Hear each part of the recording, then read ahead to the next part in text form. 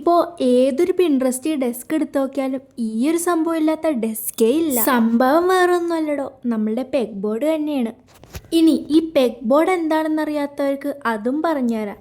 സത്യം പറഞ്ഞാൽ ഫസ്റ്റ് എനിക്കിതിനെപ്പറ്റി വലിയ ഐഡിയ ഒന്നും ഉണ്ടായിരുന്നില്ല. പിന്നെ സമയം പോകും തോറും എവിടെന്നൊക്കെയോ എന്തൊക്കെയോ ഐഡിയ ഒക്കെ കിട്ടിത്തുടങ്ങി. നിങ്ങളുടെ കയ്യിൽ ഒരു ലോഡ് സ്റ്റേഷനറി ഐറ്റംസ് ഉണ്ട്, പിന്നെ അതൊക്കെ ഒന്ന് ഓർഗനൈസ് ചെയ്ത് വെക്കണ്ടേ. അപ്പോൾ അങ്ങനെയുള്ളവർക്ക് എന്തായാലും ഇത് യൂസ്ഫുള്ളാണ്. അതുമാത്രമല്ല നമ്മുടെ റൂമൊക്കെ ഒന്ന് ഈസ്തെറ്റിക് ആയിട്ട് കീപ്പ് ചെയ്യണ്ടേ. അപ്പോൾ അങ്ങനെയുള്ളവർക്കും ഇതൊക്കെ ഒന്ന് ട്രൈ ചെയ്ത് നോക്കാം. പിന്നെ ഗൈസ്, വീഡിയോയിൽ കാണിക്കുന്ന പോലത്തെ ഇത്രയും യമണ്ടൻ സൈസിലുള്ള കാർഡ് ബോർഡ് തന്നെ വേണമെന്ന് യാതൊരു നിർബന്ധവും ഇല്ല കേട്ടോ. നിങ്ങൾക്ക് നിങ്ങളുടെ കയ്യിലുള്ള ഏത് സൈസിലുള്ള കാർഡ് ബോർഡ് ആയാലും യൂസ് ചെയ്യാം. കാർഡ് ബോർഡൊക്കെ എടുത്തതിന് ശേഷം നമുക്ക് ആ കാർഡ് ബോർഡിലൊന്ന് ഫുള്ളായിട്ടൊന്ന് ഗ്രിഡ് ലൈൻസ് ഒക്കെ വരച്ചെടുക്കാം.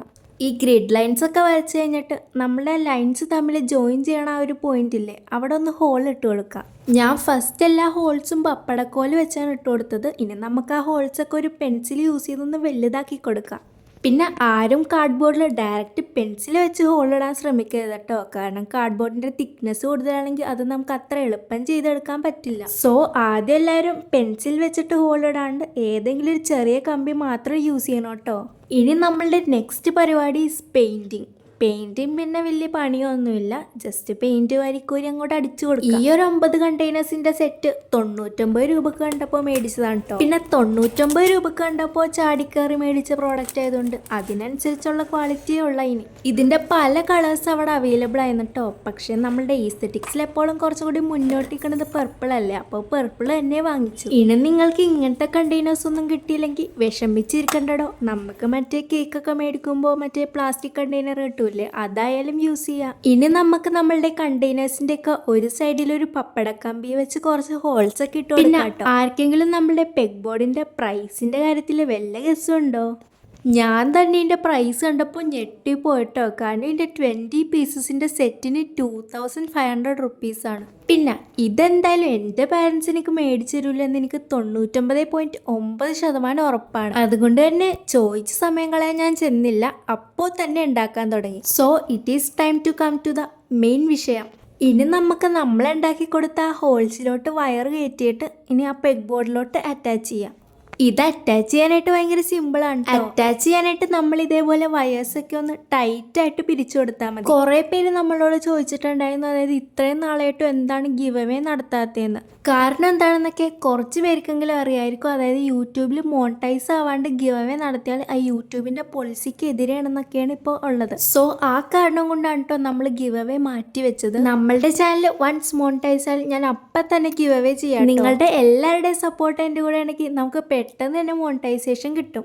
അപ്പോൾ ഇനി നമുക്ക് നമ്മളുടെ വിഷയത്തിലോട്ട് തിരിച്ചു വരാം. സോ ഇനി നമുക്ക് ഫസ്റ്റ് കണ്ടെയ്നർ അറ്റാച്ച് ചെയ്ത പോലെ എല്ലാ കണ്ടെയ്നേഴ്സും അറ്റാച്ച് ചെയ്ത് കൊടുക്കാം. കമ്പിക്ക് അല്പം ദാരിദ്ര്യമുണ്ട്, അതുകൊണ്ട് പിശുക്കിയാണ് കേട്ടോ ചെയ്തേക്കുന്നത്. അപ്പോൾ പിശുക്കി എന്നുള്ളൊരു പേരുമായി. ഇനി പിശുക്കാനായിട്ടുള്ള കാരണം എന്താണെന്ന് വെച്ചാൽ ആകെ കുറച്ച് കമ്പിയാണ് നമ്മളുടെ കയ്യിലുള്ളത്. അപ്പോൾ നിങ്ങൾ ചോദിക്കും, അപ്പോൾ കടയിൽ പോയി മേടിച്ചുകൂടെ? അത് പറ്റില്ലല്ലോ, ഇന്ന് ഞായറാഴ്ച അല്ലേ.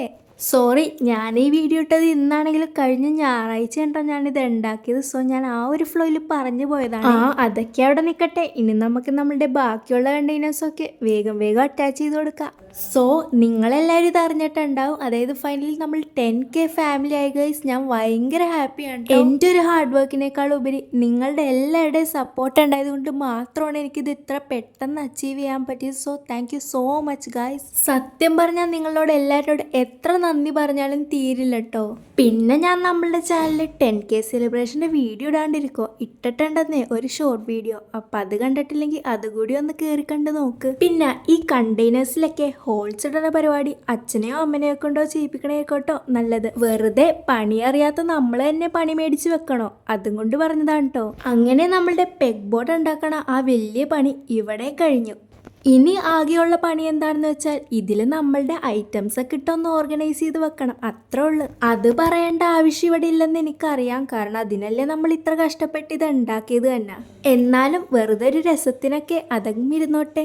എനിക്ക് ഈ പെഗ് ബോർഡ് ഓർഗനൈസ് ചെയ്യുമ്പോൾ ആകെ മനസ്സിലുള്ളൊരു പേടി എന്താണെന്ന് വെച്ചാൽ നമ്മൾ മറ്റേ കമ്പി ഇതിൽ പിശുക്കിയല്ലേ ഉപയോഗിച്ചേക്കുന്നത്. അതും കൊണ്ട് തന്നെ ഇത് എപ്പിടിഞ്ഞു പൊളിഞ്ഞു വീഴോന്ന് ആർക്കും പറയാൻ പറ്റാത്തൊരവസ്ഥയിലായിരുന്നു.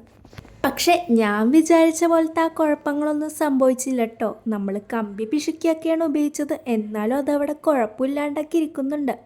പിന്നെ ഈ പെഗ് ബോർഡ് നമ്മളുടെ റൂമിൽ വെച്ചപ്പോൾ എവിടെന്നോ ഇല്ലാത്ത ഐശ്വര്യമൊക്കെ ഇടിഞ്ഞു പൊളിഞ്ഞ റൂമിലോട്ട് വന്ന പോലെയാണ് എനിക്ക് തോന്നുന്നത്.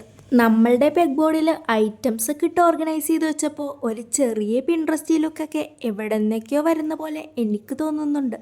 പിന്നെ ഈ പെഗ് ബോർഡ് ഇത്ര കഷ്ടപ്പെട്ടുണ്ടാക്കിയിട്ട് 2 വാക്ക് പറയണ്ടേ? അപ്പോൾ ആ രീതിക്ക് ഞാൻ പറയുക, നമ്മളുടെ പെഗ് ബോർഡ് പൊളിച്ചു, വേറൊന്നുമില്ല. പിന്നെ നമുക്ക് ഈ അടിപൊളി പെഗ് ബോർഡ് ഉണ്ടാക്കാൻ വന്ന എക്സ്ട്രാ കോസ്റ്റ് എത്രയാണെന്നറിയോ? 99 രൂപ. ഇനി നിങ്ങൾ നമ്മുടെ കണ്ടെയ്നേഴ്സ് ഒക്കെ യൂസ് ചെയ്യണതിന് പകരം മറ്റേ കേക്കൊക്കെ മേടിക്കുമ്പോൾ കിട്ടുന്ന ആ കണ്ടെയ്നറാണ് യൂസ് ചെയ്യണമെങ്കിൽ നിങ്ങൾക്ക് 0 കോസ്റ്റിൽ ഇത് ചെയ്തെടുക്കാൻ പറ്റും. പിന്നെ ഇതൊക്കെ ചെയ്ത് കഴിഞ്ഞപ്പോൾ എനിക്ക് കിട്ടിയൊരു ഹാപ്പിനെസ് അത് പറഞ്ഞറിയിക്കാൻ പറ്റാത്തൊരു ഹാപ്പിനെസ് തന്നെയാണ്. അപ്പോൾ നിങ്ങൾ തന്നെ പറ, 2500 രൂപ മുടക്കി പെഗ് ബോർഡ് മേടിക്കുന്നതാണോ നല്ലത്, അല്ലെങ്കിൽ നമ്മളുടെ വീട്ടിൽ നമ്മളുടെ കൈ കൊണ്ട് ഉണ്ടാക്കുന്നതാണോ നല്ലത്? എന്തായാലും കമൻസിൽ പോന്നോട്ടെ. എന്തൊക്കെയായാലും നമ്മളുടെ പെഗ് ബോർഡ് ഞാൻ വിചാരിച്ചതിനേക്കാളും അടിപൊളിയായിട്ടുണ്ട്. നമ്മളുടെ പിൻട്രസ്റ്റി പെഗ് ബോർഡ് ഇഷ്ടപ്പെട്ടാൽ ഒരു ലൈക്കും സബ്സ്ക്രൈബൊക്കെ തന്ന് ഈ ചേച്ചിനെയും കൂടി ഒന്ന് സപ്പോർട്ട് ചെയ്തൂടെ?